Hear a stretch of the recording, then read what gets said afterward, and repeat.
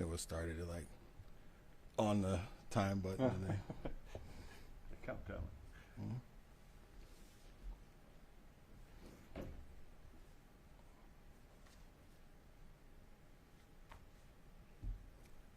all right, it's 2:30, so we can get started. First and foremost, today I would like to start off by thanking our officers and detectives and dispatchers and record staff. The work that they do, sometimes is thankless when we're having to deal with issues like I'm going to be discussing today. I'm a father. I got an 8 and an 11-year-old kid. My kid just started middle school here, so this one kind of strikes a chord with me. But today I just want, as I discuss what took place, I just really want everyone really to give the victims as much privacy as they possibly can, because this is not about them. They've gone through enough. So I'm going to explain what happened. Earlier this month, multiple victims showed up to the Bloomington Police Department to report that they were assaulted sexually. They stated that they were assaulted over 100 times for a period that spanned about 8 years. All of the assaults took place at a residence here in Bloomington, and when these assaults started, they were 10 and 11 years old. The suspect in this case, who I'm going to talk about in a second, took the innocence away from from the victims here. And just imagine now the victims are going through therapy. And just imagine now you're going through therapy and the person that assaulted you is out here living their best life. And they're going through therapy and they get up enough courage to confront him. And when they confront him, he says something to the effect of, "Next time I'm going to tighten my belt and keep my pants on."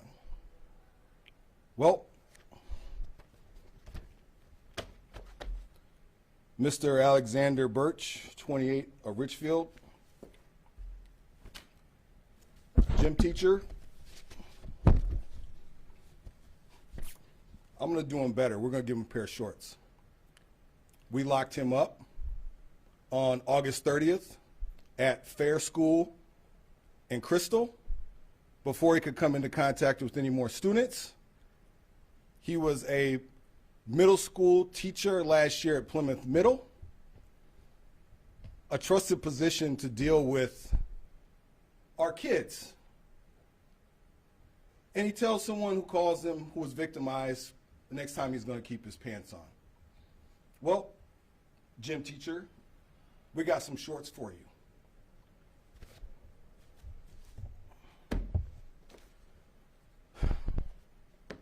I feel really bad for the victims in this case, and as a parent, I'd have the same question. Are there more victims? Right now, we don't have any information to indicate that there's more victims, but we can't be sure. So if you think that this person, Mr. Matthew Anderson Birch, may have assaulted one of your kids, you can call us here at the Bloomington Police Department, 952-563-4900, or you can call your local police department and we can assure you that we can get you in touch with the resources that you may need. For the parents out there, I do want to talk about the ZeroAbuseProject.org, which was started after Jacob Wetterling. So that's a resource available to people should they want to choose to talk to their kids about these types of assault. Understand me when I tell you, in this police department, our officers, our detectives, our record staffs, our dispatchers, from me on down, our focus is on victims. And when you victimize people in our city, I have plenty of orange jumpsuits for you. We're not going to tolerate this in the city of Bloomington. So with that, I'll take questions. Is there a sense of what the connection was between him and the two victims? So for me, I'm going to protect the victims here, but that information, you know, some of that stuff's in the complaint, but yeah, it's really, when someone takes someone's innocence, for them to come forward is really courageous, especially after it's taken place over a period of years. So I'm going to do everything I can to protect the identity of the victims. How far back did those this abuse start? So it was over a period of 8 years, so I think between like 2013 and finally coming to an end in 2019 with the victims in this case. Okay, so there's no sense in the last couple of years that they were involved in it? With these victims, yes. I believe the case came to you earlier this month. What Yes. went into the process between now and then to get him Yes. arrested? So obviously, so the question was, when we took this report, what took place between now or then and the time to get him locked up? Our detectives had to do their due diligence with the investigation. And like I said, our detectives are the best at what they do.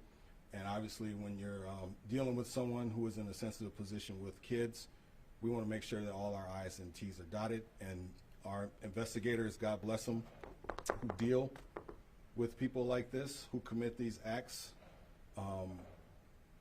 they know what they're doing, and we need to give them time to do their work. How much contact was between the police department and the school system that had him employed the last year or so? We just talked to the school district where we arrested him at, which was the which was the Fair School in Crystal. Most of the occurrences, if not all of them, occurred In the city of Bloomington. All of them? Yes. So, and I just want to clear up here, any speculation, he never taught at Bloomington schools. So I know like Bloomington residents are going to ask that. No, the assaults took place here in the city of Bloomington. One location or multiple? One location that we know of.